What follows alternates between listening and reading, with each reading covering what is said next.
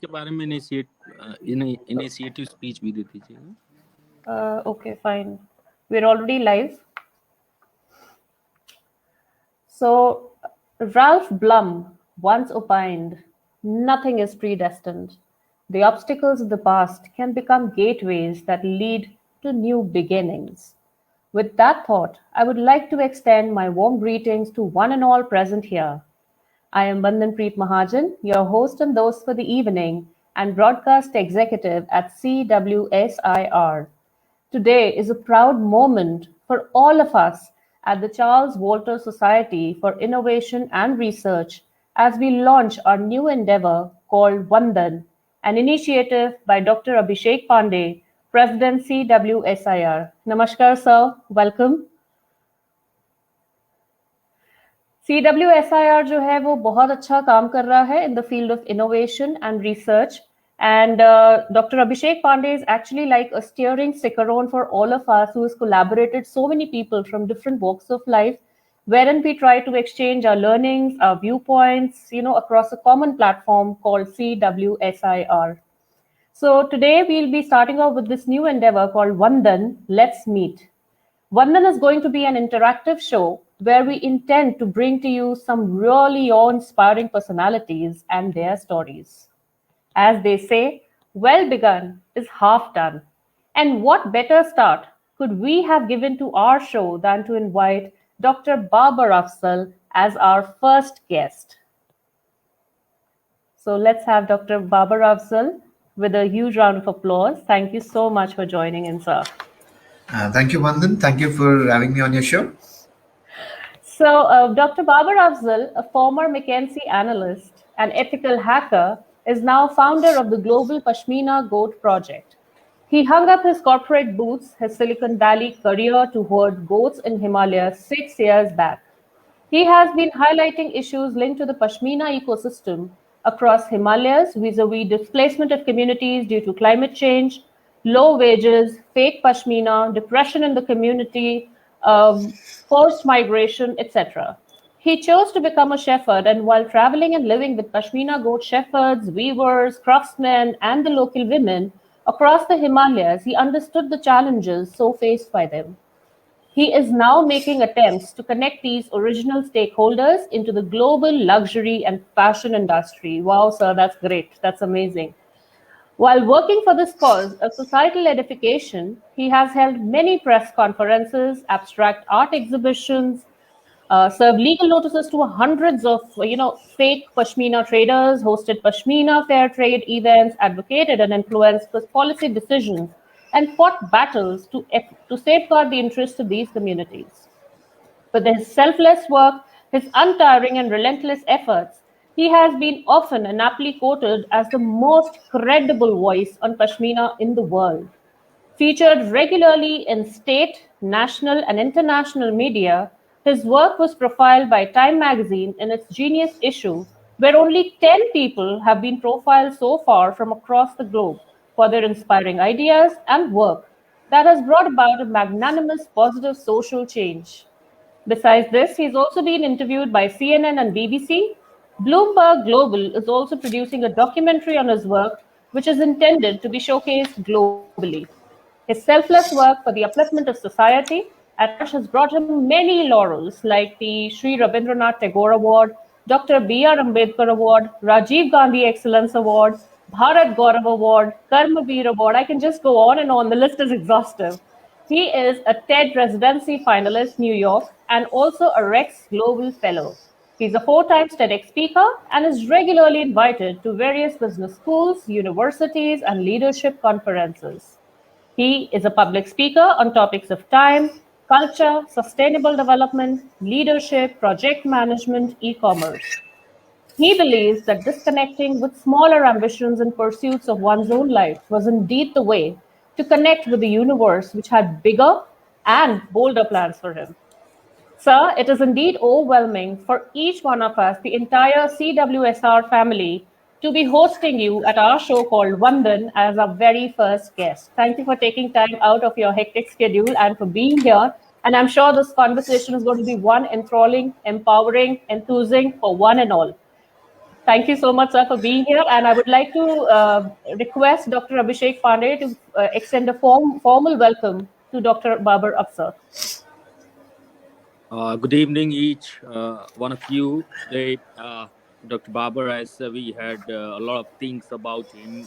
Today, he's with us, and we are very much fortunate to have him on the platform of Salesforce Society for Innovation and Research. And as we all are knowing and aware about our society, it is working and involved very much with innovation and research. We have been collaborating with NASA, ISRO, and some other space agencies as well for the research and innovation projects.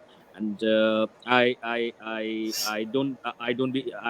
won't be taking a lot of time to explain more about him, because he's going to be interviewed by Madam Vandan today. And thank you very much, sir, for being with us today. Thank you very much. Thank you for having me on the show. In fact, we're joined in by a lot of audiences from across the globe. So we are going live and it's being global. Thank you so much for being here. So, sir, to begin with, I'm quite curious. In fact, I'm quite intrigued to know as to what actually made you go back to what you were really passionate about right at the peak of your career.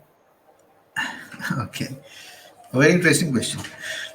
Uh, See, at times, this has been a very personal um, experience that I would like to share. Uh, though we have grown up watching a lot of Bollywood movies, right? Uh, and I realized that when you're within your country, you look at your country in a certain way, and probably you ignore a lot of things also. But the moment you step out of your country, I think that is when you really become glued to your own country, because you're representing and you knowingly and unknowingly represent your own country and your roots. And I think that is something that a lot of people experience when they go out and they go to different countries and far away lands.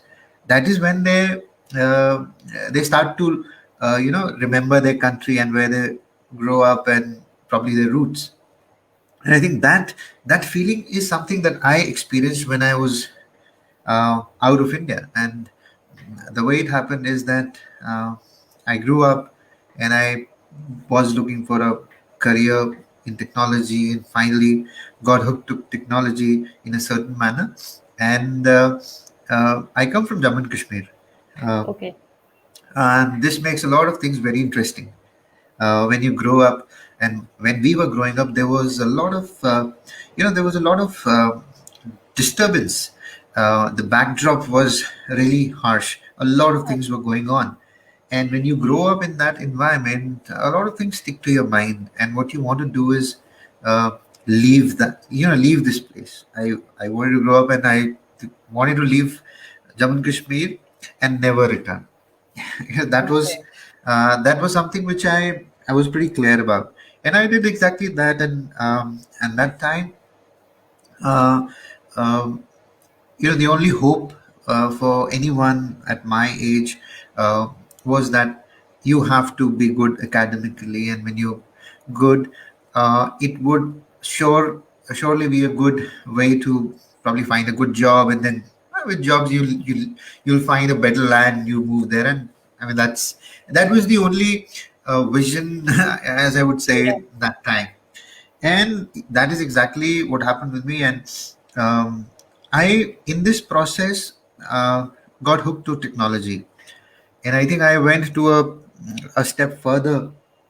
I got a wanted to get a deeper understanding on technology. And a lot of people uh, you know think that I'm a hacker, but I think I was always in love with technology. And Yeah. with that, I would say that I was more of a problem solver than anything else. And Absolutely. I was fortunate that I had a little inclination towards technology. I got deeper and finally got to solve a lot of problems. And while you're facing those problems, I think that is when you develop certain insights into things, and that takes you further deep. And people say that you're a hacker, but you're practically trying to solve problems. Absolutely. Now with that, I got a good career. I got an opportunity to live and work almost in all continents. And with that, what happened is that I also got, uh, at times this happens that you when you're working in different organizations around the world, you come across a lot of brilliant and bright people, and I realized that a lot of people were very sensitive towards environment, and that time it was something that people were becoming conscious. Today almost everyone is, a lot of people in Yeah, that there's a lot space of are. But sensitization I'm about it. but I'm talking about something which is like about decade and a half, 10, 15 years ago. A lot of people are getting. So I was also not directly, indirectly getting sensitized on issues linked to climate change. Okay. Now this, but I was growing in my career and I had practically nothing else. But in 2012, I was scrolling through one of the news apps, and in the news app, I read that 25,000 Pashmina goats died of starvation in Himalayas. Now, this Oh, was something which a lot of people read. I also read, and it was just a news on my app, and I think there was nothing I could do. I had no connection, but on the other side, while I was growing up, I also remember that I used to be a good artist. Children okay. are that time, Yeah. and I'm nothing exceptional, but I used to paint, colors and all of that. And during college, I remember that there was a lot of art I created and all the nonsense I did in terms of the art. That time there was something called modern art and abstract art. Yeah. Did not So have a all those clue. creative juices flowing all the time. There was actually, I would not say that that was the creative side. The creative side was not art. It was something. I'll tell you what it was. Okay. Okay. Okay. The creative side was that it did not make sense to me. I mean, modern art, because there was a lot of buzz around modern art. So I remember with a friend that we used to go to a hardware shop, buy some paints and canvas and all of that, and then sit in the night together, throw paint on the canvas from almost 2 3 feet above, and then move the canvas in a certain way, and that art was kept to dry. Now, we also had some friends who wanted to grow up and become journalists, very fond of writing. So we used to show this artwork to them, and then they created a very nice narrative around that art. The thing was, there was nothing in the art, but those guys, those friends, created something imaginary out of what was there. And it appeared as if, the description came before and the art came after, but it was the other way. It was nonsense, but beautifully described. And in that time, we also had um, um, found a couple of art lovers who used to pay about 8 to 12,000 for one artwork, a long Okay. one, 20 years back. And I realized that, and this was almost a fraud that happened with a lot of people, because it was it was art, but something we did not understand. But the pulse was something else. That people were looking at art, but it did not. Um, I was not in a position to appreciate modern art, but I realized that there is an opportunity and something should be done about it. So, uh, and that gave me an opportunity to take care of a lot of my expenses that time. And I grew up and fell in love with technology. So, the reason I'm sharing this is that as you grow up, and then that art was something that was there. My a lot of friends even today tell me that I have a 50-50 brain.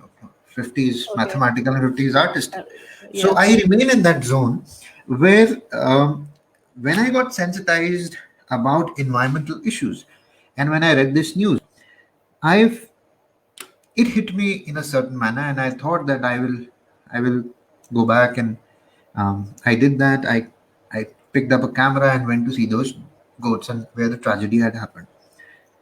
And when I reached there, it took me a 3 month journey actually to reach there by foot. It Okay. is on the extreme edge of Himalayas. I Okay. traveled with a group of nomads, and it took me 3 months. And by the That time must I have been reached, quite an experience. there's a documentary that has been made on my life. I'll share that also Yeah. with you, Yeah. where it it shows the track actually. So it was shot in that manner. Mhm. 3 months, and in that journey, I almost made up my mind that I'm not going back. And when I reached that spot, I think I was pretty clear that I'm not going back to my previous life. And I think from there, without any plan, I have almost spent now, it's been 8 years. I have been living as a shepherd and a nomad, but in that, without a plan. I mean, this is very important. I had absolutely no plan. And even today, when people ask me, why are you doing what you're doing, anything, the only answer is that I used to play with goats as a child. There is no other link. Now, uh, this is in fact what you read initially. Sometimes it is important that you shut doors on your own self. It is important when you let go of your own plans. That is when the universe engages. Absolutely. I had no plan of what I'm doing today. The only thing was initially was that I became one of the person in the community, and I almost have had the same experience, same challenges, and the same pain that this community is going through. And because I was, I would say, not educated, I knew a couple of things, and I was in a better position. I had certain advantage from rest of the people in the community. A lot of people started looking at me that this guy will do something. Now there's a pressure from on me. Yeah. Have you seen the movie You, Guide? yeah. So there's a whole lot of expectations that people have. Expectations build, you have no Yeah. plan, you're stuck in the middle and you don't know what to do. Because on one side you see Absolutely. people are people have started to trust you. On the other side, you have no clue what you're doing, where As you to what are. you want to do in So life, so in right? that chaos, I think it's been now 8 years, almost next 2 years will be a decade of me becoming a nomad and doing what I'm doing. I think there was a discovery that happened, and I think I discovered myself in this journey. And this journey has been a lot of a lot of close encounters with death. And I think when you build those relations within the community who save you, from dying, who become closer to you even than your family. So you Yeah. really do not have any agenda in terms of what you want to do. Only thing is that you want the welfare to be done. And uh, I think this tragedy moved me, and a lot of people that time got aware of this tragedy, but I don't think it moved anyone the way it moved me. There was no plan, there was no intention. So this is why I believe that even youngsters today, when I talk to them, I think we should never underestimate the power of emotions, our own emotions. I mean, if you trust yourself, and if you trust the power of your own emotion, I think then the universe engages, and I think a lot of good things happen. So the tragedy takes me to a certain point, and I think every step in my life I have tried to remain logical and without a plan. Almost even today I'm without a plan, but that does not mean that I'm not honest in terms of the efforts. I'm not honest in terms of the way I respond to things around. So whatever happened around me, I have responded. Even I respond today.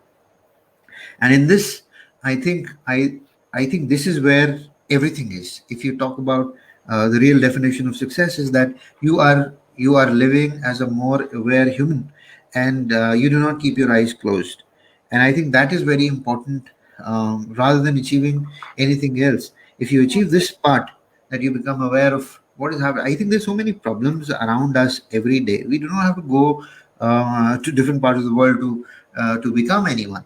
I think problems are looking for people on a daily basis. So it is just that we have to open our eyes and respond. So as an artist, it played a very important role, because artists by nature cannot keep their eyes closed. They will find ways Absolutely. to respond to the environment.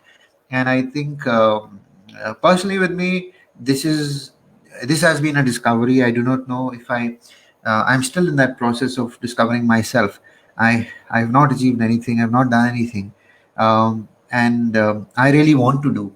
I really want to do a lot of things, but I'm handicapped at various levels.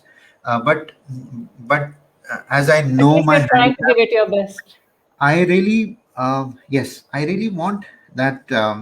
I see a few things in my own life, and there's nothing big about it. But the only thing is that I have become stubborn in this. That I want to achieve a couple of things, uh, alone or with a group, but I have to do it because there are a lot of things that I have on my shoulders in terms of the responsibilities, which I have taken unknowingly.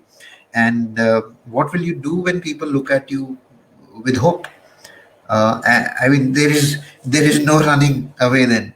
I mean, Absolutely. for rest of the people, you can find ways, but when you know that when people who are not as well positioned as you are, people who are not as strong as you are, people who are not as educated or as blessed as you are, and if they look at you with hope, what will you do? I mean, there is no running away. Absolutely. And Totally resonate to what you're saying, Dr. Sir. so that has been the point which changed a lot of things in me, and I think it has been a self-discovery process till now. Yes. Yeah. So I think this was one answer that came straight from the heart, and there were a lot of key takeaways from your answer. I've actually put them down in my notebook as well. So the first thing I got to understand is that you should never underestimate the power of your emotions. Now that was really brilliant. And secondly, I think everything falls into place. I mean, we're all running as per the divine, plan of the divine power. And then obviously I got to understand that we need to keep our EVMs intact, which is our ethics, morals, values, and morals intact. And the last thing I think I learned from your journey is that the road to self-discovery is always under, construction. So I think True. you are you are also on that road to self-discovery, Yes. and there's a lot Yes. of awe-inspiring stories that I've got to hear from you today. So that is Thank you. indeed inspiring. So let's move on to our next question, sir. How has the journey been so far as the founder of Global Pashmina Go project? Has it been one bumpy ride or has it been that smooth sailing? I'm sure it must not be smooth sailing at all, but still, would you like to share something about your journey? Yeah. It's like a bunch of failures. I mean, that is the only thing which I've collected till now, a bunch of failures. And um, when when I thought of doing something, then I realized that I know nothing. And I think I mean, the discouragement happened to a point that, like, from the beginning, you're in a place where you're struggling with language, you're in a place where you're struggling with food, you're in a place where you're struggling with climate. I mean, the struggle, and then you do not have any background in that industry, and you're no one, and you do not have any power. So what will you do when you when you have not even when you do not even have a single advantage of anything that you can use? Your background is irrelevant. I mean, you're in a totally alien space.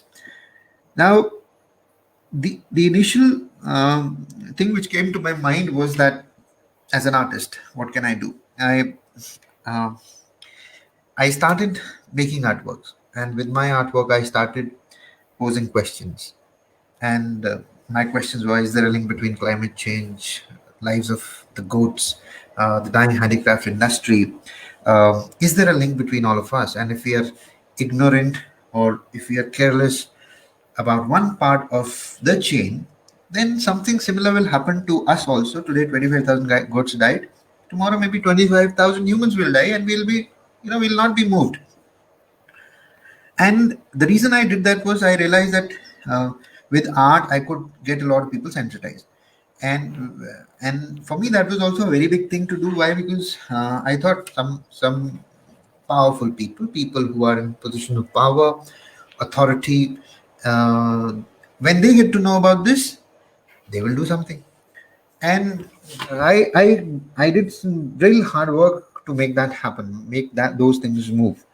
uh, and I worked very hard for months together to create some artworks, and then um, get those artworks in front of a lot of influential people, thinking that they will do something, and it happened. And it when I exhibited my artwork, the kind of feedback I got was great. People around the world, locally, nationally, started to talk about the issue, and I thought my job is done.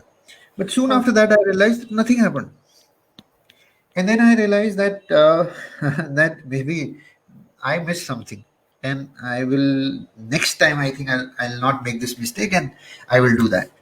And then I got into doing something else and taking the next logical step, which took a lot of my time, energy, and spirit for that matter. And I did something. I mean, I did press con. I did a lot of crazy stuff, thinking that now this will work because previously this that did not work. Now this will work. wow. And for some time, probably a week, the aura was like I really have moved something. And after that 1 week, I realized nothing moved and nothing happened, and I failed. And I've been similar. I mean, this has been like a cycle for me. Every time I do something, I fail. I think that I did something right, but then I realized that this was nothing. And then I start looking for the missing bit, and then with that, I keep rolling. Now, it has been a journey like this only till now. There have been a lot of misses and some hits, and I've been able to do some a couple of things actually, which have really created a little dent in what I wanted to do. But while I was searching for someone uh, in position of power who could really change the lives of 1 million people, what happened with me is that I was being projected as an activist. I was being projected as somebody who's concerned, who's linked, and then soon I realized that I think some energy is pushing me into the center. I mean, consider that you searching for someone, and then people say that you are the one, right? Yeah. So, so it is like that. You end up searching your own self, and then you realize that there is no one. You will have to do it, and without any help and without anything coming from anywhere. If you think this is it, then you are the one who will do it. So understand the challenge. Every time you look for someone who will probably solve your problem or who is in a position of power, who can really change the game, and then you find that there is no one, and then uh, finally you're the one. So you understand this has been the way this project got into existence, and now I am with this mindset now that whatever thing I want to solve, I'll do it on my own now, and irrespective of support or no support. And I think that is what keeps me moving. And this is where the Global Pushmina God project got into existence, where which is which is which is primarily three pillars. In short, yeah, I'm talking about the authentic Pashmina ecosystem in Himalayas, and it has three pillars. The project, which it is based on three pillars. One is to make the goat happy, the Pashmina goat happy. Second, to make the community which is linked to this authentic Pashmina ecosystem happy. And third, the consumers of Pashmina, people who buy, women who buy Pashmina around the world, to make them happy. And there are a lot of micro projects under each pillar that I've created. So this is how this whole thing came into existence, and I got. I'm fortunate that a lot of strangers from around the world have now become stakeholders and pushers of this project. And at at a point when this idea was very weak, is now the strongest in the world. So I think that is something that keeps pushing me on the right track. And also uh, in this process, I keep identifying the fault lines that are there in this project, and I hope that when we are in place with this project, we want to create an impact that will change the lives of 1 million people in this ecosystem. It's very simple. Wow. Right. So I think, sir, what I've got from you right now is it's better to have a lot of oops moment in life than to have a what if moment. So I think at least you're happy that you don't have any regrets in life. You've actually gone ahead and tried to do something. And every time I think you've risen like a phoenix and done wonders, not just with yourself and your community as well. So, before I move ahead to the next question, I'd like to thank a few of our audiences who are present here from different parts of the world. We have Khamis Atia Hegazi, we have Bilal Ahmad Bhatt, we have Sunina Anil, we have Himangi Arora Mishra. Himangi actually is saying that embracing failures and bouncing back is the best way to lead ahead. I'm sure it is true, Himangi. And then we have Swaminathan. Uh, I think this is what I can go through right now because, yes, and we have Xanthi Chauleria. Thank you so much, guys, for joining in. Really means a lot. Thank you so much. So, with that, sir, I'd like to move on to my next question. Since you were talking about, you're being quite deft with technology. So, I would like to know how you've incorporated technology to change the dynamics of your project over time. All right. I mean, the journey starts almost 8 years back when I have my laptop and mobile phone, and I go up in the mountain, and the next 24 hours, everything dies. And for the next few years, there is no link with technology. I think more than technology, what works today and what should work is the technology mindset. And I think it's more of a thing to take away than really what technology you are working on. By that I mean that it is more in the context of your engineering mind, not engineering degree, the way you look at things. And I think with that mindset, when I got an opportunity, and of lately I've um, uh, uh, as I said, technology. I had some edge pursuing my Silicon Valley career, and primarily from the mindset position, not so much on the technology front. And I realized that technology can solve problems, and I think this is something that we all have to understand. Why technology? Why technology? Because there is certain democracy that comes with your understanding of technology, and which primarily means that you you do not need armies to create change.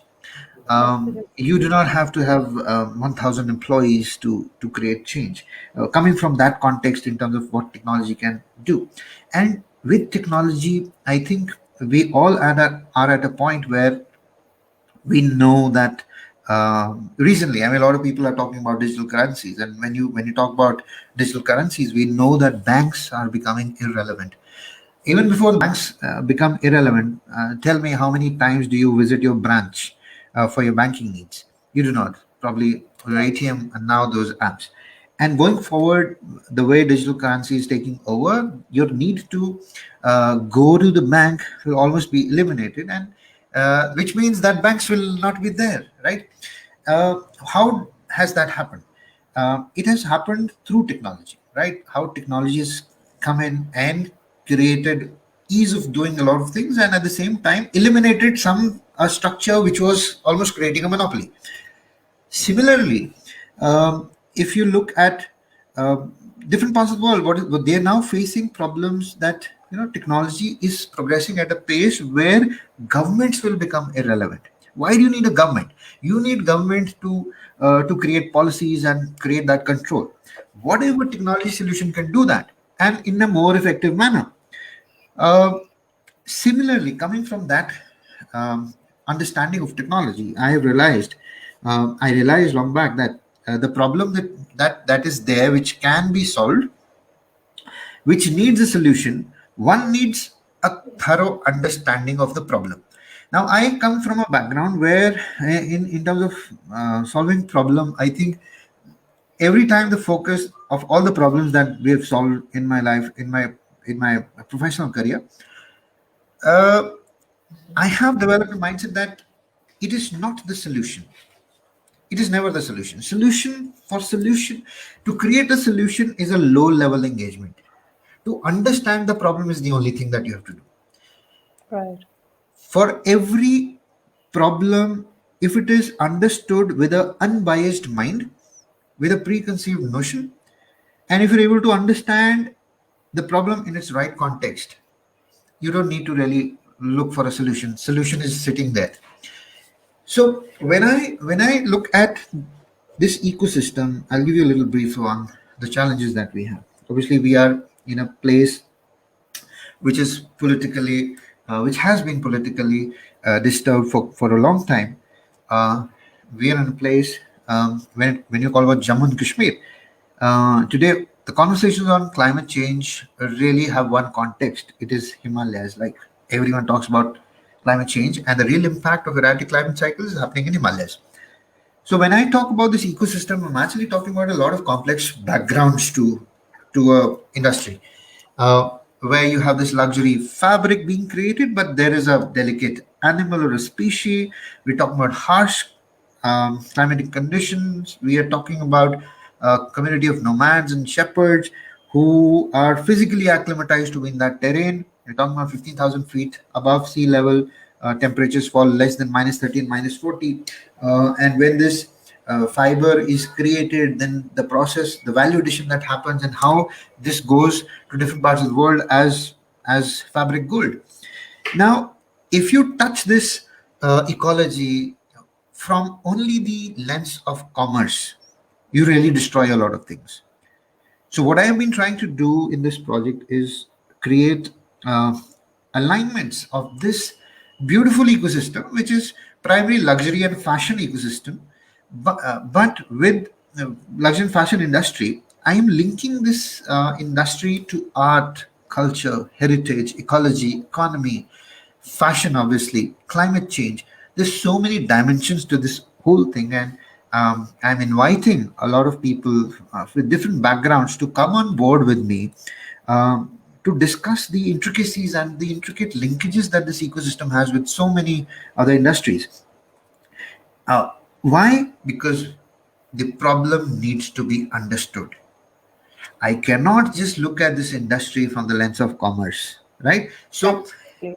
So looking at the best in the world to come on board, and understand the right linkages, and with that airtight research, we understand the complexity of the ecosystem, which is a dying industry, and how do we save it. And I think once we understand the intricate linkages, then solving will not be difficult. And then I think that would be the right time to introduce the right technology and technology to democratize. I'm also a blockchain expert now. I think a lot of people around the world Okay, uh, that's great. are talking about. I'm a blockchain architect and an expert, and I think there is a lot of potential that a couple of technology like artificial intelligence and blockchain can come and solve problems if they're rightly used. Now, how that happens is another question and probably another debate that we can have. But I think there is a lot of hope. Why? Because the time I felt that I am alone, Mm. technology comes as a solution which empowers me to think and look at structuring a solution which is purely technology driven. Yes. So, Dr. Abhishek Pandey, I think the way Sir has answered this question, that technology offers hope, technology offers answer, technology is a problem solver. This is something in exact consonance to the vision and mission of CWSIR as well. So, what is your take on this? uh, uh, in my point of view, the technology is what we can talk a lot of things about technology, but this is only the way, like Babar sir was explaining, this only the way by which the change can be brought. The Absolutely. change can be brought without millions of people, as he was explaining the same thing. And it is Yeah. by the, I mean, I have the same opinion like him. And Yeah. I mean, running the question in my mind. I mean, how do you see this hacking being an ethical hacker? Being an ethical hacker, how do you see, I mean, this profession? nowadays, because we have been already going through a lot of what can I say, a lot of propagandas regarding this hacking profession. So how do you see being an ethical hacker, this hacking is all about? Yeah, using it as a problem solver. See, again, I tell, when you get into anything, I mean, there are always two sides of the thing, right? There's a good side and there's a bad side. So it is not important what tool you have in your hands. Important is what you have in your mind and how you want to use the tool. So really, it doesn't see, if I pick up a paintbrush and if MF Hussain picks up the same paintbrush, I think game is not in the brush. The real thing is what, who is behind that. So Beautiful analogy, sir. really, I mean, it is not just technology, right? Technology to that extent is just a tool, and it goes in the hands of people who want to bring in positive change. They can use it. Similarly, if this goes in the hands of the bad people, they want to destroy using the same tool. So today, there are examples, and we know that, look at nuclear weapons, and it comes from same science, right? It comes from the same science, and people are using it for energy. Some people are using it as a deterrent, and to create that world order. Now, when you talk about hacking, I think there is one interesting aspect to this part, where I think when everyone is looking at things from, from the front, a hacker has a ability to look at things from a different side. And I think when a lot of people miss, he's the one, she's the one who can look at things from a different perspective. And I think that is what matters. Having a different perspective is what really is valuable always. I mean, the context of good and bad come in later, but what is important is that, do you have the ability of looking through problems, looking at things without any preconceived notion? And I think it is very important that you look at things while disconnecting yourself with those things, because only then will you be in a position to look at the reality, the real thing. And I think that is where mindset of a hacker really helps. And problem solving is the right thing, I would say. And in terms of problem solving, only when you develop the ability to understand the anatomy of a problem and then dissect it accordingly. And I think that is where the solutions are. And I think I mean the mindset is more important than what you do with the tool. So I would say that I personally would look at technology from an artistic mind. uh, Wow. and I think that is where it creates that difference. I think that is where it creates that USP, and I think that is where it creates a little different space for me. And I think it is very important. Otherwise, I mean, we know there is I mean, our brains are divided into two parts, left and right brain. I think it is the function, and if we are able to use the power of whatever we know. See, what we know really is not important. It was never important. What you do with your knowledge is something that you should always keep in mind. I have seen a lot of really, really well educated people, but not having the right ability to use that knowledge. So, what good is that? It is not. So, whatever little you know, or whatever maximum you know, whatever knowledge you've acquired all your life, it really is of no use. What is important and will remain important is what you do with it. Yeah. So knowledge is nothing. What you do with your knowledge is important. And I So think that's the thin line that you draw between knowledge and wisdom. see, That's where I'll you. give you an example. I'll give you an Yeah. example. What will I do when, a lot of people come to me and they say that they can draw better. As an artist, they can draw better. And I said, right, that is great. But I am not in that race to draw a parrot which is like real parrot. No, that is not my purpose. My purpose is to sensitize. So I can do that with a broken parrot also. If I have to communicate, so understand what you do with your skill is very important. So do not get into a race where you really are not contributing anything with your skill. So what I intend is that you can have low level skills, you can have mediocre level skill on technology or anything.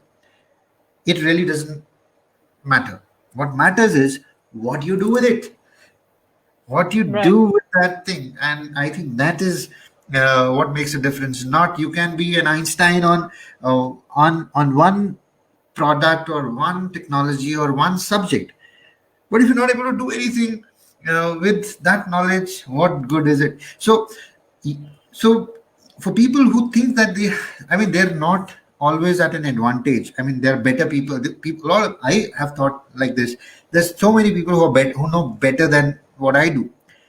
But then, trust me, it really doesn't make a difference because they're not doing anything. So important is what you want to do and what you do with whatever little you know. I think that is what changes the world. Thank you so much, Dr. Abhishek Pandey, for asking that questions, and thank you so much, Dr. Babar, for an equally brilliant answer as well.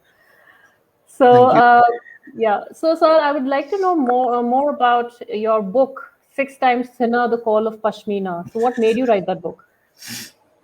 Okay, that also is a very interesting thing.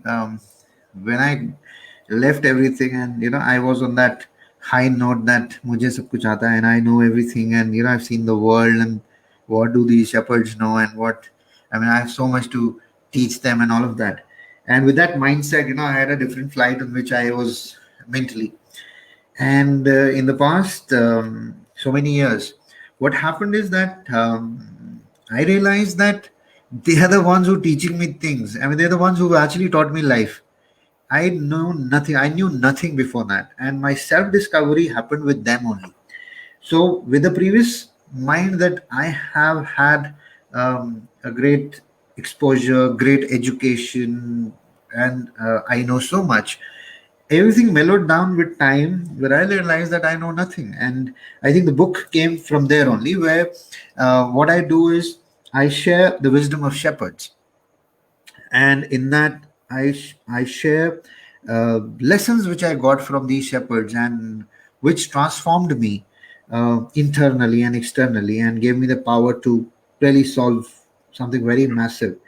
In that book, I share six lessons, and these six lessons are very simple, but at the same time very powerful. These lessons have been quoted by a lot of startups and universities around the world, a lot of policymakers, even homemakers, housewives. There is wisdom for them. The first thing which I cover in this book is called shed excess baggage. Lesson number one: shed excess baggage. And coming from a shepherd who on a daily basis has about 1,500 to 2,500 goats and sheep to take. Consider that if you're responsible for those 2,500 goats, um, and you've taken them out on the mountain, what will you do if I give you two suitcases in your hand? What will you do? You will not be able to walk with them. One, you will not know the number of goats you have with you. You will not be able to even keep count of them, and you will lose a lot of goats. Why? Because you have so many things to take care of. You have so much of excess baggage in your life.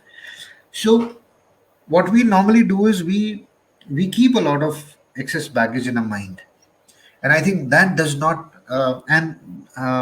From a shepherd only has a staff and a blanket, and that's it. And then you give him 500 goats or 1,000 or 1,500. So only when you light yourself will you be able to look at others, understand Absolutely. their problems. And shedding excess baggage, external and internal, is something that makes you powerful, and only then you become relevant to others. And as I quote, if you want to get light in, you have to be light yourself. So what I'm saying is that if you're in that state of mind that you've created so much of excess baggage, be it emotional, be it with relationships, be it with your work, everything. I think that is what squeezes your power to deliver, and and that is what blinds you also looking at what is happening around you. Only when you shed excess baggage, you will see there's so many problems, and probably then reach a point where you can participate in solving that problem. Yeah. This is the first lesson from the shepherd. The second lesson is, a lot of MBAs talk about SWOT analysis, right? SWOT is a very so in the life of shepherd. The second lesson is count your sheep. Uh, so every morning and every night, I used to count the sheep. When you take the sheep out and you bring them back, when the number is huge, the only way to figure out that have you lost was if there was an attack or you lost a sheep is only way is you have to count daily, morning and evening. You have to do that on a regular basis. So shepherds do that, and I think this goes with everyone. Everyone should count their blessings. Everyone should count their strengths, and we should have an exact picture of who we are every day on a daily basis. I think when you have your own understanding and clarity of who you are, I think you're in a better position to create that impact. Uh, Right. uh, Another lesson is seek greener pastures. As a shepherd, you take your sheep and goat out on a daily basis, and you take them out, and you do that why? Because you want to keep your goats and sheep healthy, and when you want to keep them healthy, you have to find greener pastures for them. And I think as life rolls on, we we have to look for greener pastures, and that is we have that right. And we should continue to improvise ourselves, continue to look for nourishment, mental and spiritual. And I think that is what makes us. Uh, when we see greener pasture, I think you take your sheep out. Very, very, and my most favorite lesson is leave the pasture.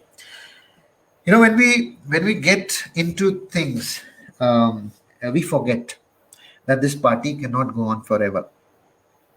We have to leave. And I think that is a very important lesson which you get from a shepherd, that when you take your sheep to a pasture uh, and there is nothing left, you have to move. And the reason you have to leave the pasture is that the pasture needs time to regrow, right? And this is very important, that people who are at the peak of their career, you will see a lot of cricketers, they retire, they leave. There's a lot of spirituality around this. Only when we understand that this party cannot go on forever, we cannot continue to destroy things the way we think. And I think sometimes there's a lot that we have to learn from here. That sometimes we have to leave, and in my life I have done that.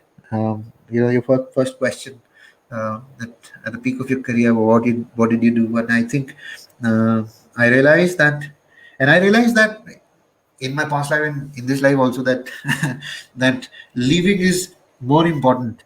I think sometimes it comes back as a blessing. Right. uh, the next thing, a lesson from my book, which is Face the Wolves. So, a very interesting thing about my journey as a shepherd. When you're in a mountain with the sheep and goat, what happens is that uh, when you're just at the lower altitude, there is no wolf. The moment you start climbing up on the mountain, you will find that there are wolves waiting for you.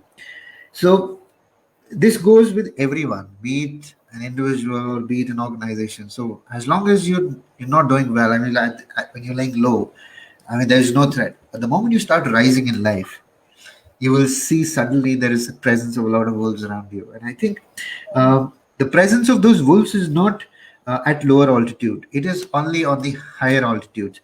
And the presence is not to scare you; it is actually to tell you that be prepared.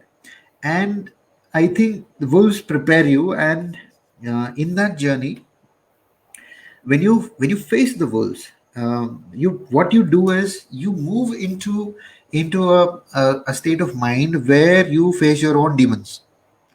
when Right. you when you face your own demons, I think that is what takes you from one plane to the other. And I think that is where growth is. And I think the presence of wolves is not to stop you. You cannot stop your own journey uh, just thinking that there are wolves and let them be. And I think that is uh, what shepherds do. They do not stop the herds. They do not stop the flock. They keep moving, and they face the wolves and scare them away. I think this is a very important and a deep lesson which I have received from the shepherds, and I think this gives me a lot of strength for whatever I'm doing. I think there are these very basic things that give me strength. And last lesson which I quote in my book is no mountain too high. When you have to, right? And even when you look from a spiritual context, we all individuals are climbing mountains. The mountains can be different in altitude, but everyone is climbing a mountain in their own life. And if you do that, and you continue to understand that your movement on the mountain is very individual to you, and the challenges that come in front of you are only to push you ahead. And I think that is how every journey that we are in individually, we reach the top of the mountain, and with a belief that nothing is impossible. And I also believe that if it has come to your mind, it is possible. No matter how big or small an idea is, if it has come to your mind, means there is 100% possibility for that to come true. All you have to do is um, believe and continue to work. And that is how I came across writing that book. And because it moved me, I mean, these experiences moved me to such an extent that I realized that this has so much of relevance in the 21st century. And I think a lot of and if I give you a rundown on all these lessons from a startup perspective, you will see that this is so relevant. If I give you a rundown on all these from a mother's perspective, you'll see that shed excess baggage, count your sheep, seek greener pastures, leave the fascia. Look at this powerful idea. When the even when the context changes, the lessons remain powerful. Right. Policymakers, They have a it's universal appeal about them. yes. So I think this is where I believe that life of a shepherd really has changed me internally, and I still remain on that journey. And it has been, it has been. I mean, there has been a very powerful spiritual tone to it, and I think there must be some reason why a lot of people have discovered religion or spirituality in mountains. I do not know what the reason is, but there is something. So, some brilliant life lessons here, and I think it is such a promising synopsis that you've just shared with us about your book. And I'm going to be reading this book very soon. And Yeah. we are already 58 minutes into our interview. I mean, how the time is flying, it's actually quite unbelievable. So, but to, Actually, I have a question. I have a last question in my mind. yes, sir. That is, uh, what do you mean? What do you think? How the man can integrate head, hand, and heart? According to you, being a sufferer, how can you think that the head and heart and hand togetherly they can be integrated to be very much focused on the goals to achieve? Yeah. I would say that I mean the only thing that we have to we have to understand is that uh, there's only one thing I would say, that if there is anything that we have to achieve in life, and that is honesty. And I am talking about honesty to this moment. How honest are we to this moment? I think that is what engages your mind, heart, and hands. And which again means that what is important. I think this moment is important. I mean, people who are with us right now, I am there. If I'm speaking, how honest I am to this moment. When I get off this interview, how honest I am to that interview. So, or maybe if I'm enjoying tea, am I honest to that moment? Am I truly engaged in that tea, I would say. And I think that is what everything is, and your power to engage yourself fully in that moment, in every moment, is what engages your heart, mind, and hand. And I do not have any other better explanation to anything, where I would say that only if we take life one moment at a time and be honest to that. Let us say if this is the last moment for all of us, how do we engage ourselves? How do I use whatever I have, my knowledge, my skill, everything that I have? How do I use it to make the best of this moment? I think that is uh, what we have to understand. So engagement, really doesn't mean that if somebody is an Einstein, or somebody is really struggling with understanding anything. If people are honest, I think that honest to those moments. uh, are you honest to your own emotion? Are you honest to a certain news? I would say, are you honest to what is happening around you? And I mean, are you an ostrich or honest?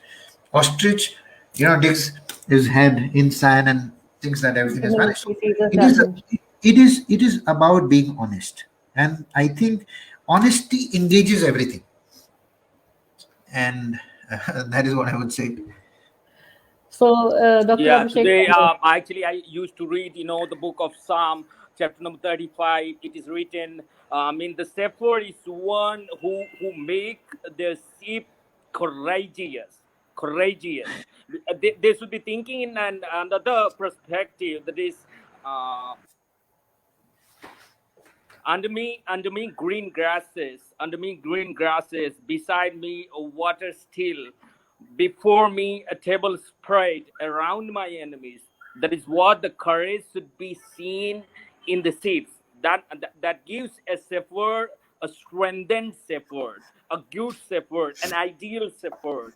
That what I usually read in the book of Psalm Bible. And today these words from the book of Psalm chapter number 35 is coming true to me, meeting Dr.